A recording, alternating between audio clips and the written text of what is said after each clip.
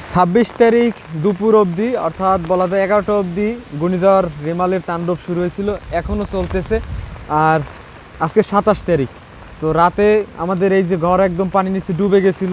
এত সুন্দর ঘর যখন পানি নিচে ডুবে যায় তখন আমরা আসলে সত্যিই অনেক ভারাক্রান্ত বা কষ্টের ভিতরে থাকি। আর সেই সাথে আমাদের রান্নাঘরটা যা ছিল সব কিছু একদম পানির নিচে তলিয়ে গেছে। মাছের পুকুর টুকুর ঘের যা ছিল সব একদম পানির নিচে। এই মুহূর্তে আমাদের আর কিছুই আসলে নেই বললে চলে। আমরা এখন একদম শূন্য। তো তারপরেও এই শূন্যতার মাঝেও আমরা কিছু মাছ ধরার চেষ্টা করতেছি, কারণ খাবারও কিছু নেই, সবজি নেই, তরি তরকারি নেই, কিচ্ছু নেই, ডিম নেই। তো দুই একটা মাছ যদি পাই হয়তো বা রান্না করে খেতে পারবো। তার জন্য মাছ ধরার চেষ্টা চলতেছে বাড়ির উঠানে। উঠছে মাছ? মাছ উঠে নাই। তো আমরা আবার চেষ্টা করব, যেহেতু একদম চারিদিকে কোমর অবধি পানি, কোথাও কোথাও গলা অবধি প্রচুর মাছ আছে।